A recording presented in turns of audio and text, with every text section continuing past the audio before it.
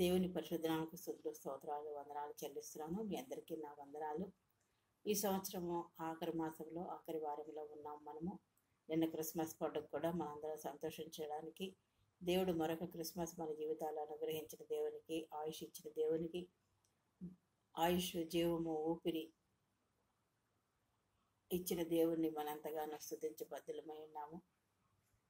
ఆయన చేసిన మేళ్లను ఉపకారంలో ఈ సంవత్సరంలో ఆయన ఎన్నో కార్యాలు మనందరి పట్ల చేశాడు కాబట్టి ఆయన స్తుతించి బద్దులమై ఉన్నాము. ఈ సమయంలో నేను మరొక వీడియో ద్వారా మరొక అంశం ద్వారా మీతో మాట్లాడాలని, మనం అందరం బలపడాలని దేవుని వాక్యం ద్వారా నేను ఆశపడుతున్నాను. 1 యోహాను పత్రిక 2:16 చూసుకుంటే, లోకములో ఉన్నదంతయు అనగా శరీరాశయు, నేత్రాశయు, జీవపుడంబమును తండ్రి వలన పుట్టినవి కావు, అవి లోక సంబంధమైనవే. ఇక్కడ దేవుని వాక్యం ఏమని సెలవిస్తుంది అంటే, లోకములో ఉన్నదంతయు అనగా శరీరాశయు, నేత్రాశయు, జీవపుడంబమును తండ్రి వలన పుట్టినవి కావు, అవి లోక సంబంధమైనవే. అయితే మనము ఈరోజు నేత్రాశ గురించి మనం ధ్యానిద్దాం. మన దేహానికి దీపము ఏంటంటే కన్ను. ఇంటికి వెలుగు ఎలాగో, వెలుగు ఇవ్వడానికి దీపం ఎలాగో, మన దేహానికి, మన శరీరానికి అంతటికి దీపము కన్ను. ఈ కన్ను అనేది లేకపోతే మనకి మనమంతా అంధకారంగా కనపడుతుంది. కాబట్టి ఇక్కడ మత్తయి సువార్త 6:22 ఏమన్నాడు, దేహం నాకు దీపము కన్నే కనుక నీ కన్ను తేటగా ఉండిన ఎడల నీ దేహం అంతయు వెలుగుమయమే ఉండను. మన కన్ను ఎలాగ ఉండాలంటే తేటగా ఉండాలి, ప్రతిదీ స్పష్టంగా చూసేలాగా ఉండాలి. అప్పుడు దేహం అంతయు కూడా వెలుగుమయమే ఉంటుంది. ఆత్మీయార్థంగా తీసుకుంటే మనం చూసే ప్రతిదీ కూడా మన చూపు మంచి చూపు ఉండాలి. అసూయతో కానీ, దురాశతో కానీ, లేకపోతే ఇంకా ఏదైనా చెడ్డ విషయాల్లో మన మనసు ఉంచి కన్ను అటువైపు దృష్టి పెడితే మన కన్ను మనకు అంధకారమే ఇస్తుంది మాట. మనకి దీపంగా ఉండే కన్ను మనకి దేహం అంతటికి వెలుగుమయమై ఉన్న కన్ను మన జీవితానికి అంధకారమయంగా అయిపోతుంది. మనం చేసే నిర్ణయాలు కానీ, మనం చూసే చూపు కానీ అది చెడ్డదైతే మన దేహం అంతయు చీకటమైపోతుంది. నీలో ఉన్న వెలుగు చీకటిమై ఉండిన ఎడల ఆ చీకటి ఎంతో గొప్పది. మనలో ఉన్న వెలుగుగా ఉండి చీకటి అయి ఉండిన ఎడల అంటే లోకమంతటి కూడా మనం చూసే చూపులో మంచి ఉంటే ఆ చీకటి ఎంతో గొప్పదని దేవుని వాక్యం సెలవిస్తోంది. వెలుగుగా ఉండాలి, మన చూపు మంచి చూపుగా ఉండాలి. అలాగే లూకా సువార్త 11:32 చూసుకుంటే, నీ దేహమునకు దీపము కన్నే కనుక నీ కన్ను తేటగా ఉండు. మళ్ళీ మొదట చెప్పినట్టుగా మత్తయి సువార్తలో అలాగా 6:22 దేహమునకు దీపం కన్ను అంటున్నాడు. ఇక్కడ కూడా కన్ను తేటగా ఉండాలన్నమాట. మన కన్ను తేటగా ఉన్నప్పుడు మన దేహం అంతయు వెలుగుమయమై ఉంటుందంట. అది చెడ్డదైతే దేహానికి చీకటిమయమై ఉంటుంది. కన్ను చూసే చూపు అసూయతో కానీ, చూసేది ప్రతిదీ కూడా మనకి అవసరం ఉన్నా అవసరం లేకపోయినా, మన పరిస్థితులు ఎలా ఉన్నా మనము ప్రతిదీ కూడా ఈ లోకములో ఉన్నదంతయు అనగా ఎంతో ఆకర్షణీయంగా ఉన్న వస్తువులు కానీ, శరీర సంబంధమైన వస్తువులు కానీ, ఇంట్లోకి కావలసిన ప్రతిదీ కూడా మనకి అక్కర ఉన్నా లేకపోయినా కూడా కొనుక్కుంటూ పోతే అది మన జీవితానికి ఎంతో అనర్థం తెచ్చిపెడుతుంది. అది చీకటిమయమే ఉండేది. కొన్ని పరిస్థితులు మనము తట్టుకోలేకుండా ఉంటాం అన్నమాట. ఏ భాగమైనో చీకటి కాక నీ దేహం అంతయు వెలుగుమయమైతే దీపము తన కాంతి వలన నీకు వెలుగు ఇచ్చినప్పుడు ఎలాగుండునో అలాగే దేహం అంతయు వెలుగై ఉండను.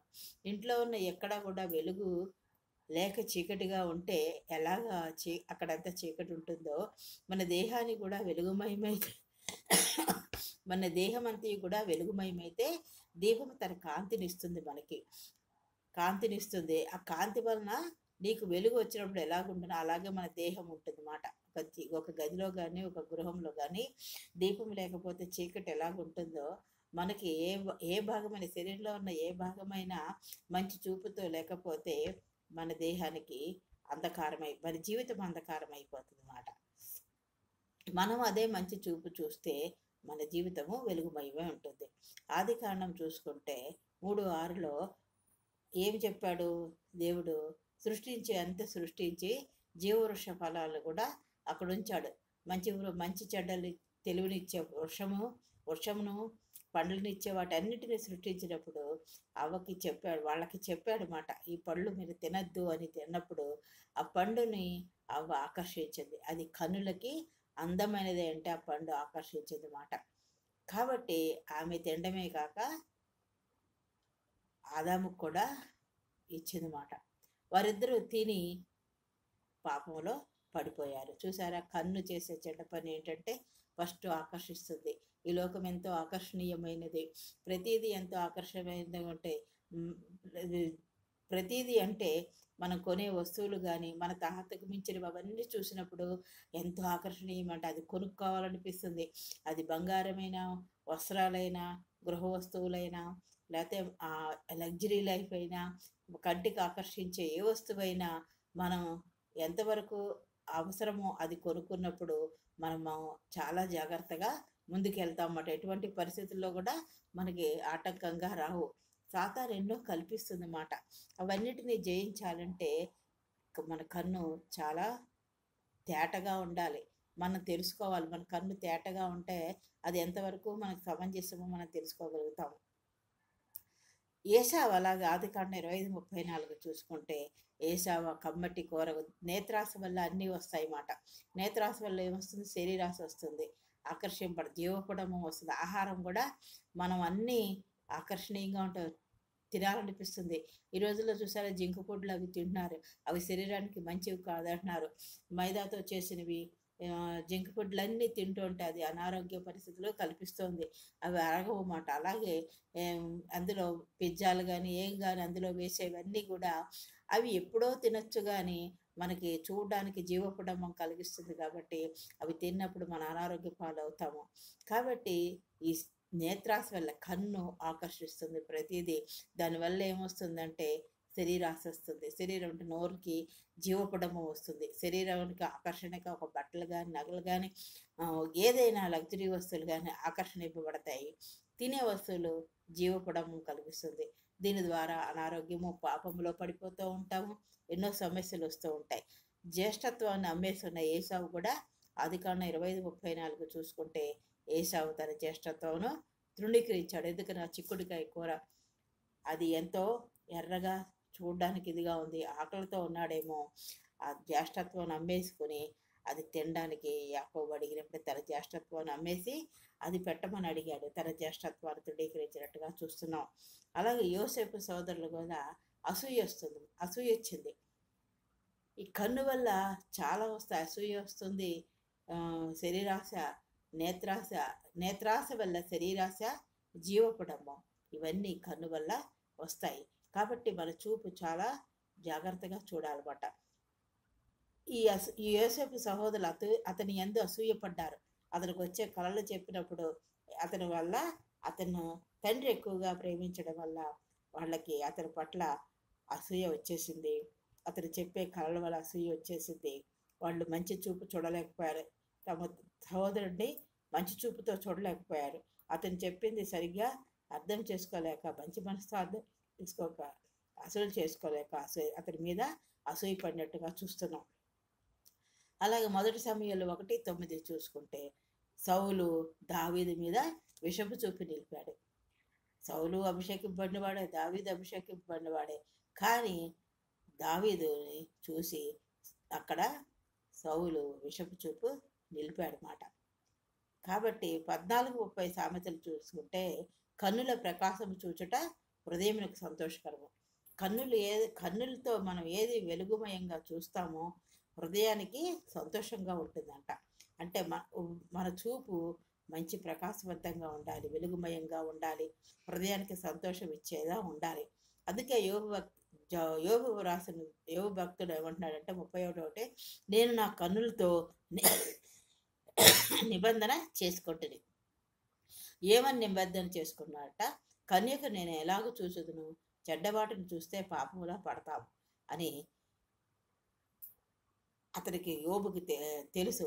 అందుకని కన్యకు నేను ఎలాగో చూస్తానో నా కన్నులతో నిబంధన చేసుకున్నాను అంటున్నాడు. కాబట్టి మనం కూడా మన కన్నులతో ఏవి చూడాలో, ఏవి చూడకూడదో, ఏవి ఆకర్షణీయంగా ఉన్నాయో అవన్నీ మనం గ్రహించవలసిన వారమై ఉన్నాము. దావీదు కూడా పాపం చేశాడు. ఆ యుద్ధ సమయంలో, వసంత కాలంలో, యుద్ధ సమయంలో, యుద్ధం చేయవలసిన సమయంలో, దాని గురించి ఆలోచించవలసిన సమయంలో ఒక స్త్రీని చూశాడు. మొహపు చూపు చూశాడు. చూసినప్పుడు పాపంలో పడిపోయాడు దావీదు. దావీదు పాపంలో పడిపోయి అలాగే లేడు, పశ్చాత్తాపడ్డాడు మాట. కాబట్టి పాపంలో పడిపోయి అలాగే ఉండకుండా పశ్చాత్తాపడి ఆ పాపం నుండి విముక్తి పొందాడు. దాని పశ్చాత్తాపడి దేవుడి దగ్గర క్షమాపణ పొందాడు. కాబట్టి దావీదుని హృదయానుసారి అని దేవుడు మెచ్చుకున్నాడు. మరి సౌలు పశ్చాత్తాపడలేదు. అలాగే యోసేపు సహోదరులు పశ్చాత్తాపడలేదు. కాబట్టి మనము మన కంటి చూపు మంచిగా ఉండాలి. ఈ చూపు వల్ల అనేకమైన మార్కు సువార్తలో, మత్తయి సువార్తలో, ఆయా సువార్తలో చెప్పినట్టుగా అనేకమైన మచ్చరము ఇవన్నీ కూడా హృదయంలో నుంచి వచ్చేస్తాయి. ఈ కన్ను వల్లే అనేకమైన చెడ్డ కార్యాలు మన జీవితాల్లో వస్తాయి మాట. కాబట్టి మన చూపు ప్రకాశవంతంగా ఉండాలి, వెలుగుమయంగా ఉండాలి. మనం ఈ కన్ను వల్ల అనేకమైన దోషాలు ప్రపంచంలో చూస్తున్నాం. ఎంతోమంది కుటుంబాలు నాశనం అవుతున్నాయి. ఎన్నో విధాలుగా పాపంలో పడిపోతున్నారు. కాబట్టి మన నేత్ర కన్ను ఆశించినది ఏది, మన ప్రతిదీ ఆశిస్తుంది. కన్ను ప్రతిదీ ఆకర్షింపబడతాం. కాబట్టి దీనిలో మనం చాలా జాగ్రత్తగా ఉండాలి. దీని ద్వారానే శరీరాశ వస్తుంది, నేత్రాశ వస్తుంది. కాబట్టి జీవపడము వస్తుంది. కాబట్టి తిండి విషయంలో కూడా మనం చాలా జాగ్రత్తగా ఉండాలి.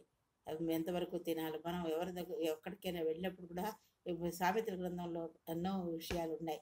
మన కంటికి, నోటికి ఎలా ఉండాలి, మనం ఎలా తినాలి, ఎన్నో విషయాలు ఉన్నాయి మాట. అవన్నీ మనము వీడియోలో ఒక్కసారి ధ్యానించలేము. కాబట్టి క్లుప్తంగా ఏంటంటే నేత్రాశ, శరీరాశ, నేత్రాశ వల్ల శరీరాశ వస్తుంది, జీవపడము వస్తుంది. కాబట్టి ఇవి తండ్రి వలన పుట్టినవి కావు. ఇవన్నీ లోక సంబంధమైనవే.